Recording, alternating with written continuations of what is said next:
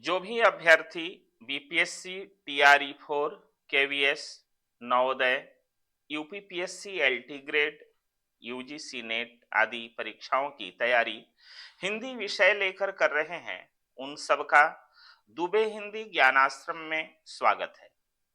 साहित्य की चुनिंदा प्रश्न श्रृंखला से जुड़कर अपनी तैयारी सुनिश्चित करें। तो हम लोग प्रारंभ करते हैं। सबसे पहला प्रश्न देखिए,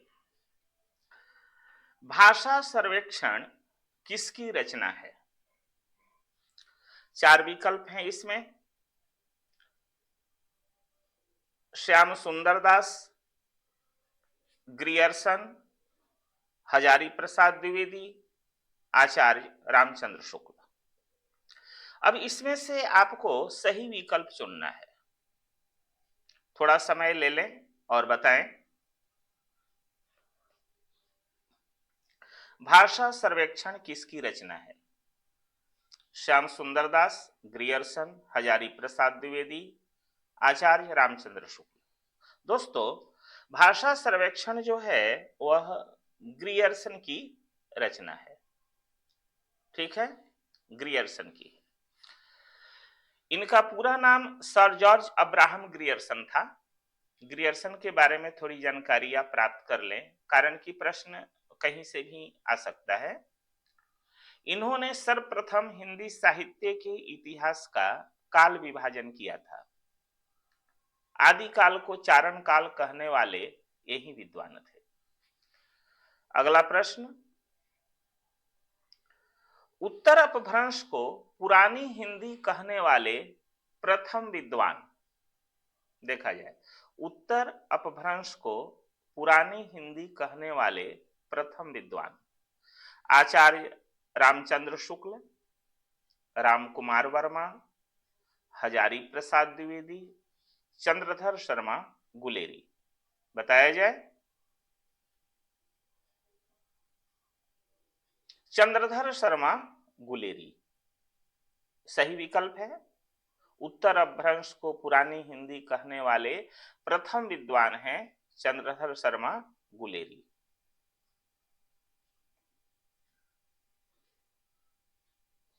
आगे बढ़ते हैं। तीसरा प्रश्न है, उक्ति व्यक्ति प्रकरण के रचयिता हैं।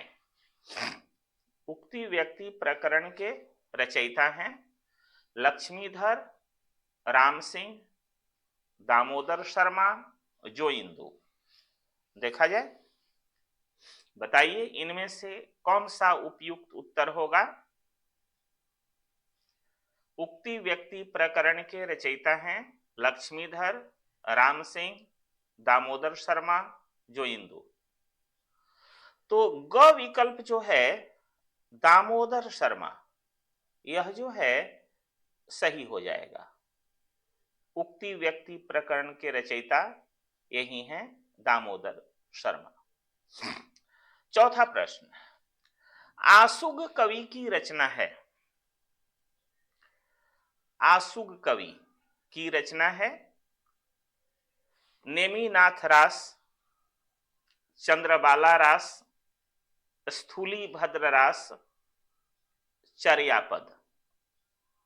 बताइए इसमें से आसुग कवि की रचना कौन सी है? आसुग कवि की रचना है चंद्रबाला रास। ठीक है, इनके द्वारा लिखा गया उक्ति व्यक्ति प्रकरण है, अलग चीजें दामोदर शर्मा की रचना है उक्ति व्यक्ति प्रकरण। आसुग कवि की जो रचना है चंद्रबाला रास है। तो इसके रचयिता कौन है? आसुग कवि हैं चंद्रबाला रास के। इस लघु खंड काव्य की रचना करुण रस में की गई है, जिसमें चंपा नगरी के राजा दधिवाहन की पुत्री चंदनबाला की कथा है। जानकारी प्राप्त हुई आपको? आगे बढ़ते हैं।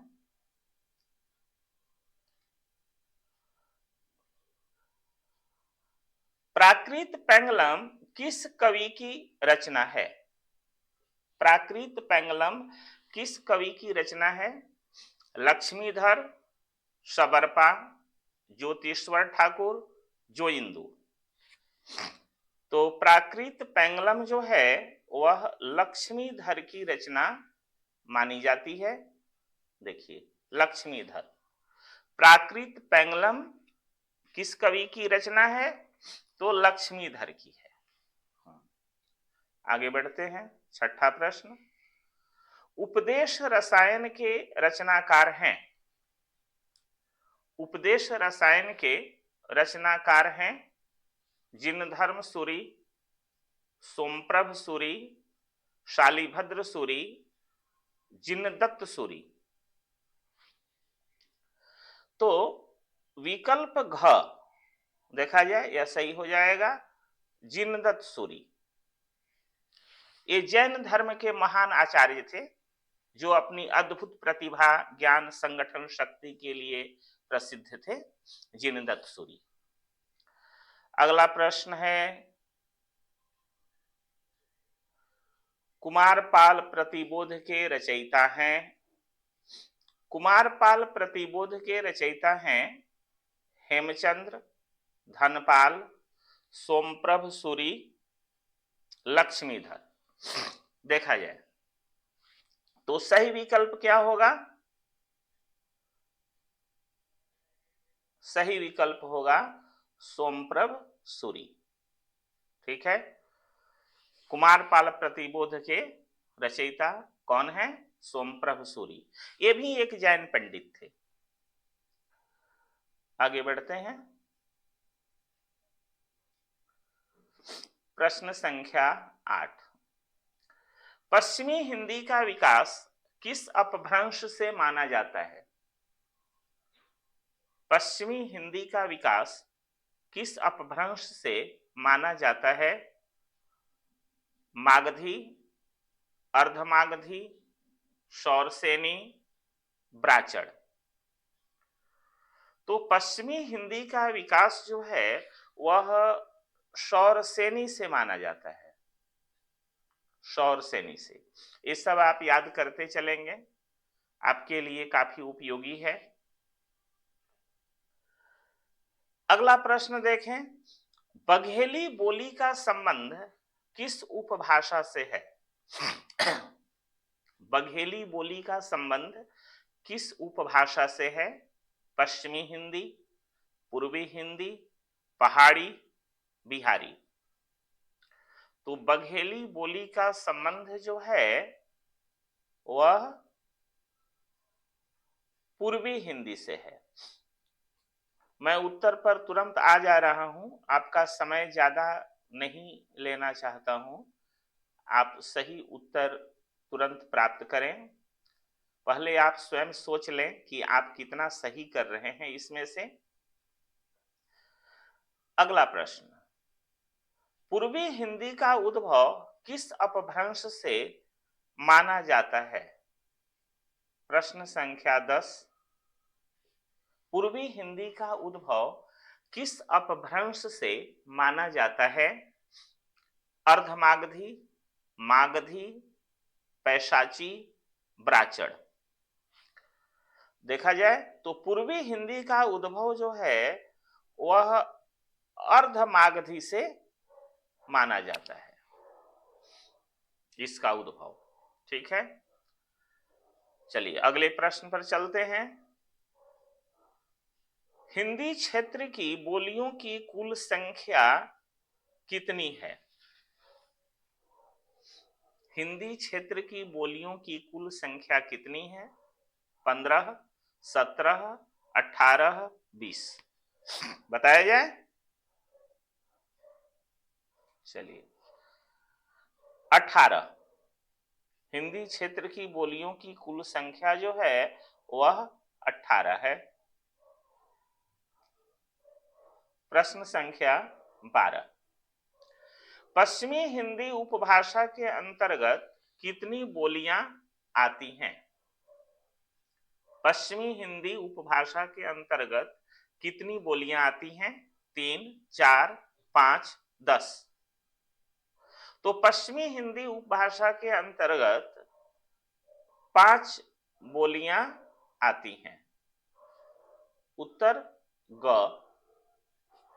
विकल्प ग सही हो जाएगा। चलिए अगला प्रश्न देखते हैं। भारतेंदु, रामचंद्र शुक्ल, प्रसाद, प्रेमचंद और दिनकर का संबंध किस बोली से है? इनका संबंध किस बोली से है? तो देखा जाए बुंदेली, अवधी, भोजपुरी, खड़ी बोली। तो इन लोगों का संबंध जो है वह भोजपुरी से है। ठीक है, अगला प्रश्न देखिए।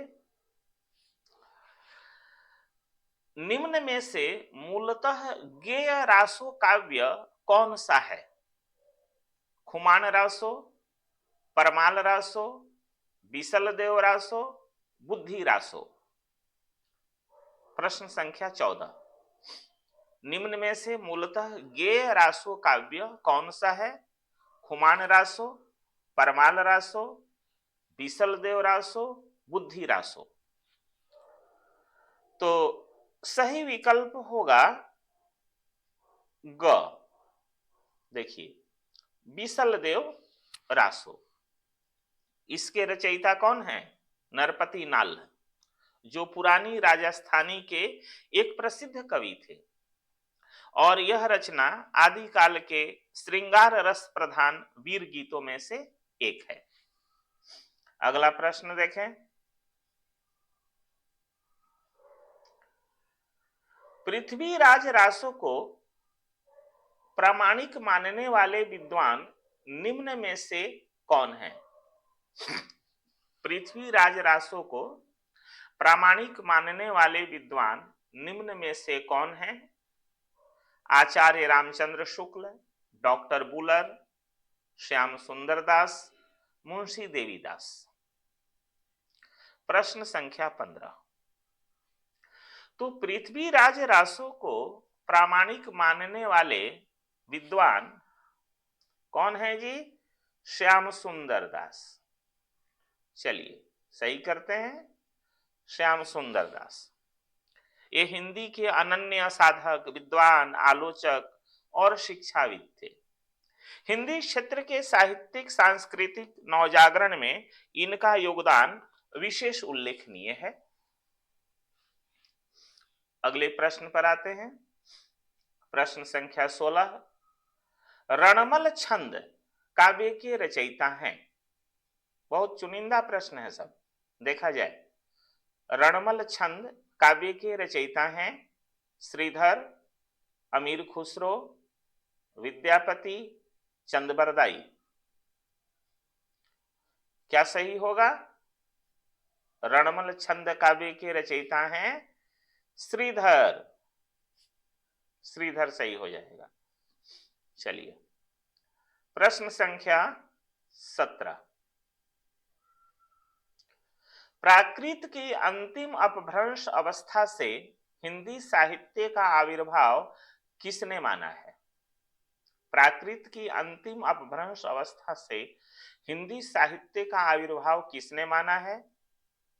रामचंद्र शुक्ल, महावीर प्रसाद द्विवेदी, रामकुमार वर्मा, धीरेन्द्र वर्मा। बताया जाए। तो इस प्रश्न का जो सही उत्तर होगा विकल्प क, रामचंद्र शुक्ल, जिन्होंने प्रामाणिक रूप से हिंदी साहित्य का इतिहास लिखा, काल विभाजन किया। चलिए आगे बढ़ते हैं। जिस समय मुसलमान भारत में आए थे उस समय सच्चे धर्म भाव का बहुत कुछ ह्रास हो चुका था। परिवर्तन के लिए बहुत बड़े धक्कों की आवश्यकता थी। ये पंक्तियां किस आलोचक की हैं? देखा जाए यह उक्ति किसकी है, कथन किसका है, ये पंक्तियां किसकी हैं, इस तरह के प्रश्न रहते ही रहते हैं। तो जिस समय मुसलमान भारत में आए थे उस समय सच्चे धर्म भाव का बहुत कुछ ह्रास हो चुका था। परिवर्तन के लिए बहुत बड़े धक्कों की आवश्यकता थी। ये पंक्तियां किस आलोचक की हैं? रामचंद्र शुक्ल, डॉक्टर नगेंद्र, राम कुमार वर्मा, प्रेमचंद। तो सही उत्तर हो जाएगा, क्या होगा, रामचंद्र शुक्ल। विकल्प क सही हो जाएगा। चलिए अब हम बढ़ते हैं अगले प्रश्न की तरफ। प्रश्न संख्या 19। कैमास वध प्रसंग किस रचना के अंतर्गत आता है? कैमास वध प्रसंग किस रचना के अंतर्गत आता है? पृथ्वीराज रासो, विशलदेव रासो, परमाल रासो, खुमान रासो। कैमास वध प्रसंग किस रचना के अंतर्गत आता है? तो सही उत्तर होगा पृथ्वीराज रासो। हिंदी भाषा में लिखा एक महाकाव्य है जिसमें सम्राट पृथ्वीराज चौहान की जीवन और चरित्र का वर्णन किया गया है। इसके रचयिता कौन है? चंद-बरदाई। आप सब इसे जानते ही होंगे। हिंदी विषय लेकर जो तैयारी कर रहे हैं पृथ्वीराज रासो से अवश्य परिचित होंगे, चंद-बरदाई से परिचित होंगे। चलिए प्रश्न संख्या 20। पद्मावती समय किस ग्रंथ का एक भाग है? पद्मावती समय किस ग्रंथ का एक भाग है? पद्मावत, आखिरी कलाम, पृथ्वीराज रासो, रणमल छंद। देखा जाए पद्मावती समय किस ग्रंथ का एक भाग है? पद्मावत, आखिरी कलाम, पृथ्वीराज रासो, रणमल छंद।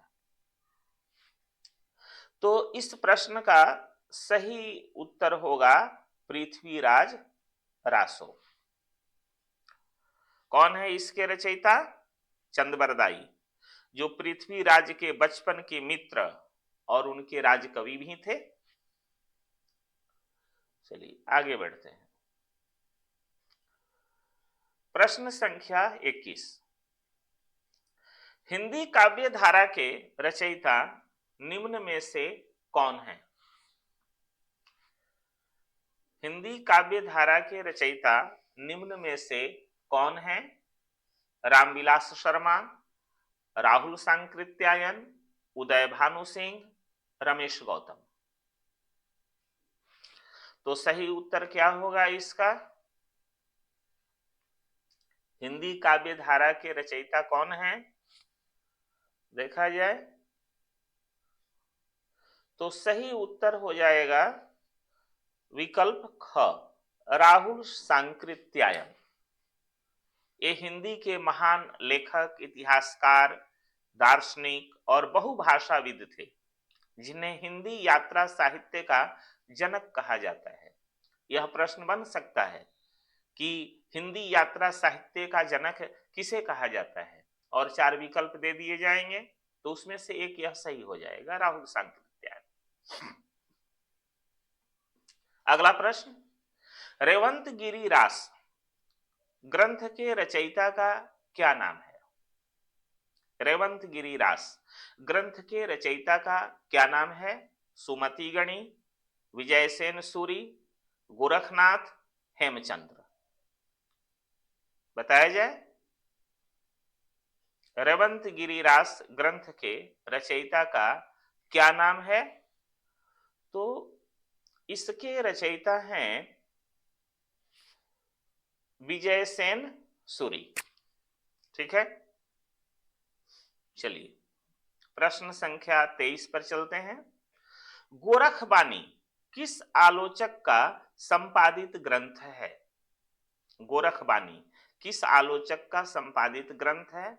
डॉक्टर बड़थवाल, परशुराम चतुर्वेदी, हजारी प्रसाद द्विवेदी, विश्वनाथ मिश्र।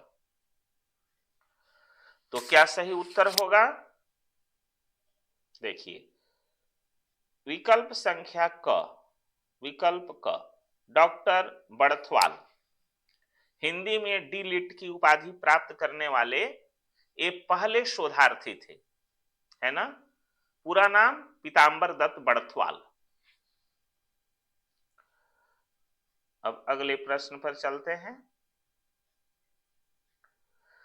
गाथा सप्तशती की रचना किस भाषा में हुई? गाथा सप्तशती की रचना किस भाषा में हुई? संस्कृत, हिंदी, पाली, प्राकृत? बताया जाए। तो गाथा सप्तशती की रचना संस्कृत भाषा में हुई। क विकल्प सही है। बढ़ते हैं अगले प्रश्न की तरफ। आदिकाल को अत्यधिक विरोधी और व्याघातों का युग किसने कहा? देखिए प्रश्न कैसा है। आदिकाल को अत्यधिक विरोधी और व्याघातों का युग किसने कहा? राम कुमार वर्मा, हजारी प्रसाद द्विवेदी, अज्ञेय, रामविलास शर्मा? बताया जाए। सही उत्तर क्या होगा? हजारी प्रसाद द्विवेदी। हजारी प्रसाद द्विवेदी सही विकल्प हो जाएगा।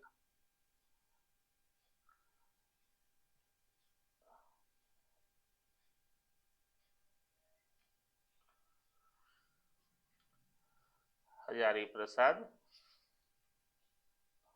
द्विवेदी, ठीक है। चलिए अगला प्रश्न है। करकंड चरित के रचनाकार हैं। पुस्तक का नाम कुछ अलग है, देखिए तो रचना कुछ अजीब सी है, करकंड चरित। तो करकंड चरित के रचनाकार हैं पुष्पदंत, स्वयंभू, कनकामर मुनि, करकंड मुनि। करकंड चरित के रचनाकार कौन है जी? विकल्प ग, कनकामर मुनि इसके रचयिता है। आगे बढ़िए। अपनी किस रचना को विद्यापति ने कहानी कहा है?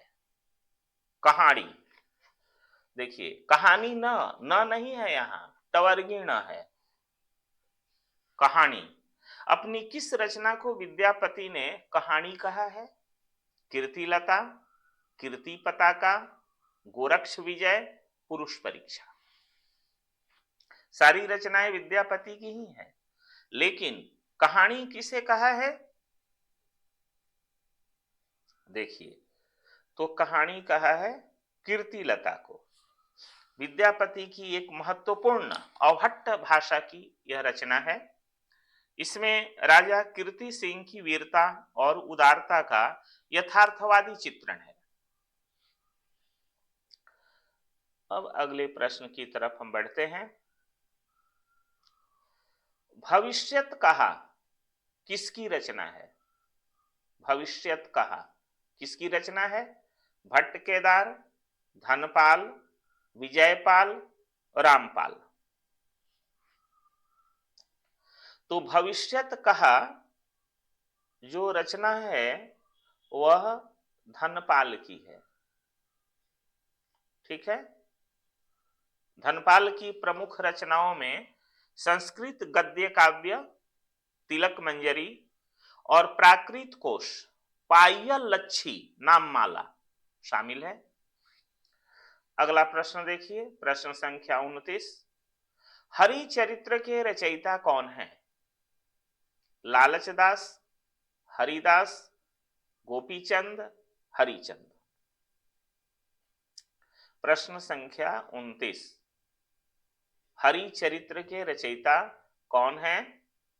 लालचदास, हरिदास, गोपीचंद, हरिचंद? तो इसके रचयिता हैं लालचदास, ठीक है। इनकी प्रमुख रचनाओं में जानकी रामायण, मिथिला रामायण, सावित्री सत्यवान, महेश्वर विनोद और चंडी चरित शामिल है। अब हरिचरित्र की जगह अन्य इनकी कोई रचना लिख दी जाए तो जानकारी रहेगी तो आप सही उत्तर दे पाएंगे। चलिए अगला प्रश्न है, वीर गाथा काल को आदि युग किसने कहा? प्रश्न संख्या 30। वीरगाथा काल को आदि युग किसने कहा? मोहन अवस्थी, रत्नाकर, मधुकर, मार्कंडे। वीरगाथा काल को आदि युग किसने कहा? मोहन अवस्थी, रत्नाकर, मधुकर, मार्कंडे। क्या सही उत्तर होगा? सही विकल्प होगा ख, रत्नाकर। जगन्नाथ दास रत्नाकर नाम आपने सुना होगा।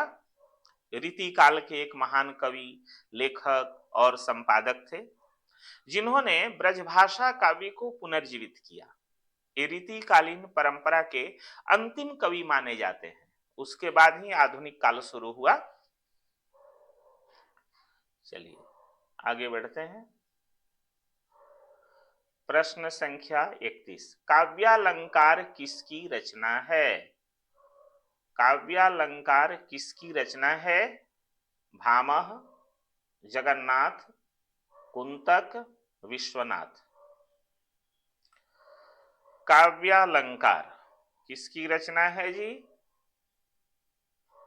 4 विकल्प हैं, भामह, जगन्नाथ, कुंतक, विश्वनाथ।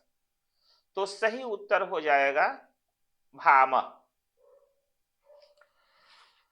तो काव्यालंकार इनकी ही रचना है, भामह की, जो संस्कृत काव्य शास्त्र का एक महत्वपूर्ण और पहला उपलब्ध ग्रंथ माना जाता है। यह 6 परिच्छेदों में विभाजित है और इसमें लगभग 400 श्लोक हैं। यह प्रश्न भी आ सकता है कि यह कितने परिच्छेदों में विभाजित है? तो यह 6 परिच्छेदों में विभाजित है और इसमें कितने श्लोक हैं? तो लगभग 400 श्लोक हैं। प्रश्न संख्या 32, अभिनव भारती में किस ग्रंथ की टीका व व्यवस्था है? साहित्य दर्पण, नाट्य शास्त्र, काव्य कौतुक, काव्य प्रकाश। देखा जाए, अभिनव भारती में किस ग्रंथ की टीका व व्यवस्था है? साहित्य दर्पण, नाट्य शास्त्र, काव्य कौतुक, काव्य प्रकाश। तो सही उत्तर क्या होगा? विकल्प ख, नाट्य शास्त्र। ठीक है। तो नाट्य शास्त्र के रचयिता कौन है जी? भरत मुनि, जो भारतीय नाट्य कला के जनक माने जाते हैं। नाट्य शास्त्र में नाटक की रचना, अभिनय, रस, भाव और सौंदर्य शास्त्र के सिद्धांत वर्णित हैं। प्रश्न ठीक से समझ लीजिए, अभिनव भारती में किस ग्रंथ की टीका व व्यवस्था है? तो नाट्य शास्त्र की। अगला प्रश्न, काव्यादर्श एवं दश कुमार चरित ग्रंथों के रचयिता हैं। काव्यादर्श एवं दश कुमार चरित ग्रंथों के रचयिता हैं भरत, भामह, दंडी, भट्टाउत। देखा जाए, प्रश्न संख्या 33, काव्यादर्श एवं दश कुमार चरित ग्रंथों के रचयिता हैं भरत, भामह, दंडी, भट्टाउत। तो इसका सही उत्तर होगा दंडी। संस्कृत भाषा के एक महान कवि, गद्य लेखक और काव्य शास्त्र के आचार्य थे। दश कुमार चरित और काव्यादर्श इनके प्रसिद्ध ग्रंथ हैं। चलिए अब हम बढ़ते हैं प्रश्न संख्या 34 की तरफ। काव्यालंकार सार संग्रह किसकी रचना है? काव्यालंकार सार संग्रह किसकी रचना है? उद्भट, मम्मट, भोज, वामन। देखा जाए, आपको क्या सही लग रहा है? जो भी विकल्प आपको सही लग रहा है उसे आप सही कर देंगे, बाद में मिलाएंगे कि कितना आपका सही हुआ। काव्यालंकार सार संग्रह किसकी रचना है? तो यह उद्भट की रचना है। ठीक है, ये संस्कृत काव्य शास्त्र के एक प्रमुख आचार्य थे। इन्होंने काव्यालंकार सार संग्रह की रचना की। काव्यालंकार सार संग्रह में 41 अलंकारों का वर्णन है, 41। ठीक है, चलिए अगला प्रश्न, प्रश्न संख्या 35। वामन किस संप्रदाय के समर्थक थे? वामन किस संप्रदाय के समर्थक थे? रस, अलंकार, रीति, ध्वनि, बताया जाए। तो वामन जो थे वे रीति संप्रदाय के समर्थक थे। रीति का क्या अर्थ होता है? काव्य रचना की विशिष्ट शैली, पद्धति या ढंग, जिसमें भाषा, अलंकार, छंद और गुणों का सुसंगठित प्रयोग होता है ना, यही रीति है। अगला प्रश्न देखिए, ध्वन्यालोक के प्रधान आलोचक कौन माने जाते हैं? ठीक है, ध्वन्यालोक के प्रधान आलोचक कौन माने जाते हैं? जगन्नाथ, राजशेखर, अभिनवगुप्त, दंडी।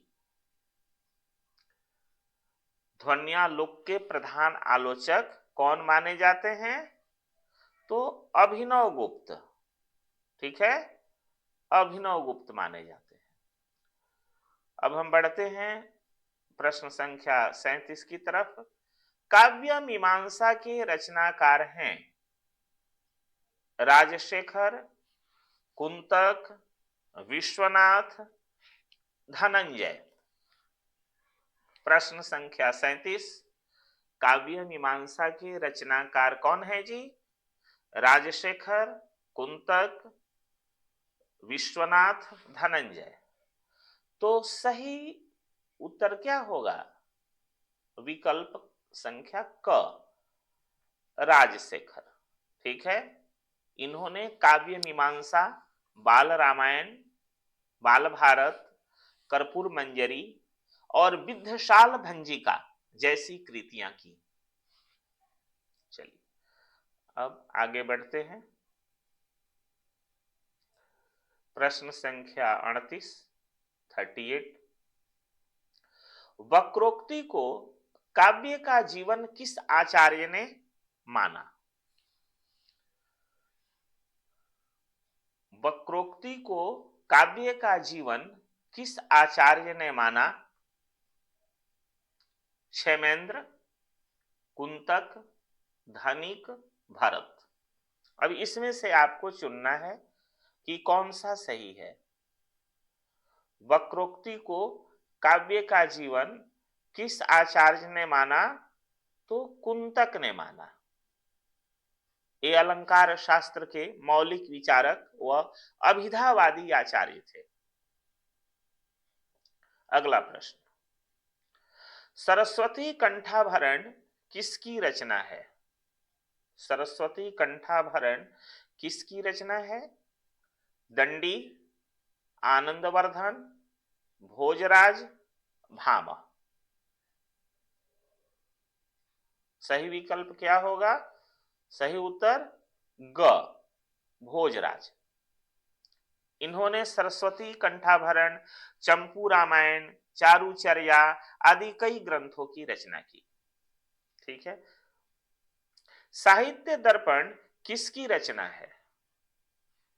दंडी, वामन, विश्वनाथ, जगन्नाथ, बताया जाए। तो साहित्य दर्पण किसकी रचना है? दंडी, वामन, विश्वनाथ, जगन्नाथ। तो सही उत्तर क्या होगा? विश्वनाथ, पंडित विश्वनाथ मिश्र। रस गंगाधर के रचयिता हैं। अब रस गंगाधर के रचयिता कौन है जी? भोज, महिम भट्ट, जगन्नाथ, अभिनव गुप्त। ठीक है, रस गंगाधर के रचयिता कौन है? भोज, महिम भट्ट, जगन्नाथ, अभिनव गुप्त। तो सही उत्तर हो जाएगा जगन्नाथ। पंडित जगन्नाथ उच्च कोटि के कवि, समालोचक तथा शास्त्रकार थे। आगे बढ़ते हैं, प्रश्न संख्या 42। भक्ति का सर्वप्रथम उल्लेख किस ग्रंथ में मिलता है? श्वेताश्वेतर उपनिषद, रामायण, कौशितकी ब्राह्मण, भगवद गीता। तो भक्ति का सर्वप्रथम उल्लेख किस ग्रंथ में मिलता है? श्वेताश्वेतर उपनिषद। यह सही हो जाएगा, सही विकल्प यही है, श्वेताश्वेतर उपनिषद। यह 10 प्रधान उपनिषदों में अग्रणी है। श्वेताश्वेतर उपनिषद 6 अध्याय और 113 मंत्रों का यह उपनिषद है। अगला प्रश्न, बीजक के संकलन कर्ता व संपादक कौन थे? बीजक के संकलन कर्ता व संपादक कौन थे? तो बीजक कबीर की रचना है, उसमें साखी, सबद, रमैनी ये सब हैं, लेकिन संकलन कर्ता और संपादक कौन थे? क्योंकि कबीर पढ़े लिखे नहीं थे, तो स्वाभाविक है कि कोई दूसरा उसका संकलन किया होगा। तो सही उत्तर है धर्मदास। कबीर के शिष्य थे धर्मदास। ये निर्गुण संत थे, चूंकि कबीर निर्गुण थे, उनके शिष्य धर्मदास थे, तो ये भी निर्गुण संत थे। कबीर की वाणियों का संकलन इन्होंने ही किया था। चलिए अब बढ़ते हैं अगले प्रश्न की तरफ। प्रश्न संख्या 44। तो सगुण भक्ति का मूल कहां माना जाता है? उत्तरी भारत, पश्चिमी भारत, दक्षिणी भारत, पूर्वी भारत।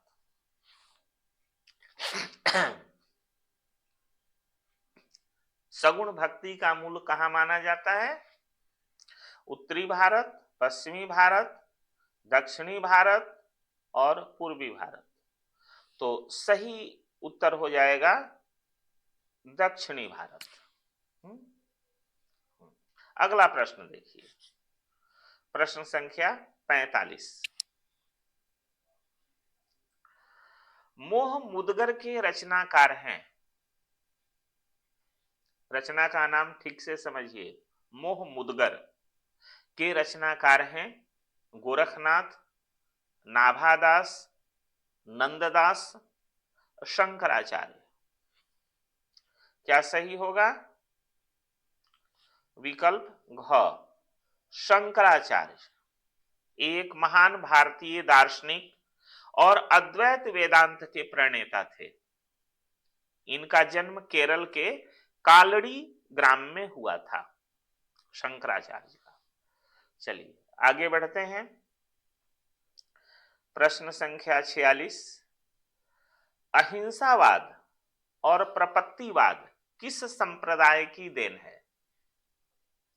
अहिंसावाद और प्रपत्तिवाद किस संप्रदाय की देन है? वैष्णव, शाक्त, सूफी, ब्रह्म। सही उत्तर क्या होगा?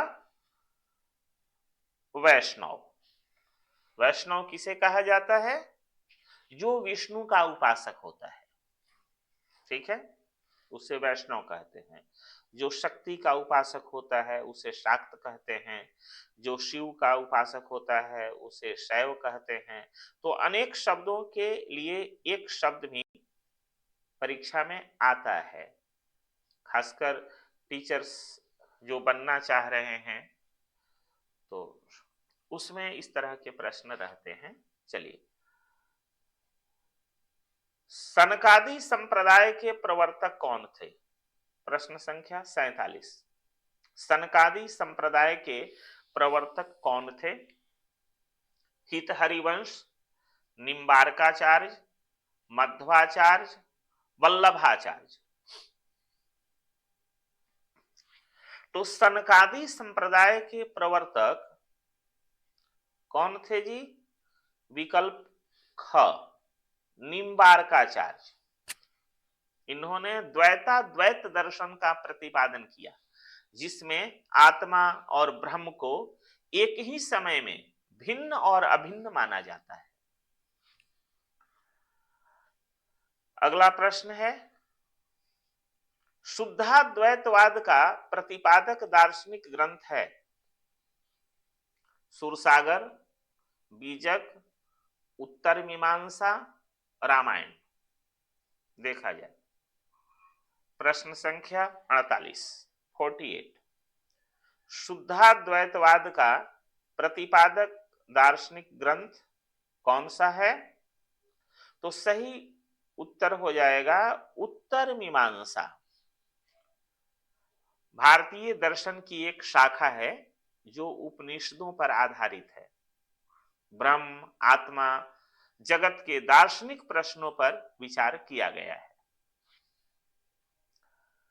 अगला प्रश्न देखें, डॉक्टर रामकुमार ने, मतलब रामकुमार वर्मा ने, ठीक है, डॉक्टर रामकुमार वर्मा ने किसे सूफी काव्य परंपरा का प्रथम कवि माना है? मंझन, जायसी, नूर मोहम्मद, मुल्ला दाऊद। बताया जाए सही उत्तर क्या होगा? डॉक्टर रामकुमार ने किसे सूफी काव्य परंपरा का प्रथम कवि माना है? मंझन, जायसी, नूर मोहम्मद, मुल्ला दाऊद। तो सही विकल्प क्या हो जाएगा? घ, मुल्ला दाऊद। तो मुल्ला दाऊद की कौन सी रचना है जी? चंदायन, जो प्रथम सूफी काव्य के रूप में सुख्यात है। इसमें लोरिक और चंदा की प्रेम कहानी का वर्णन है। तो चंदा से ही बना चंदायन। चलिए, यह अंतिम प्रश्न है, रस रतन के रचयिता कौन हैं? अंतिम प्रश्न, रस रतन के रचयिता कौन हैं? रहीम, घनानंद, देवराज, अपूहकर कवि। देखा जाए कौन है जी? रस रतन के रचयिता कौन है? रहीम, घनानंद, देवराज और पुहकर कवि। पुहकर कवि को पुष्कर कवि के नाम से भी जाना जाता है। चलिए, यही सही है, पुहकर कवि। 50 प्रश्न पूरे हुए। आप लोग ऐसे ही अपनी तैयारी करते रहें। इसी के साथ आज की कक्षा यहीं समाप्त होती है। हम पुनः मिलते हैं अगली कक्षा में साहित्य के चुनिंदा व संभावित प्रश्नों के साथ। तब तक के लिए शुभ विदा।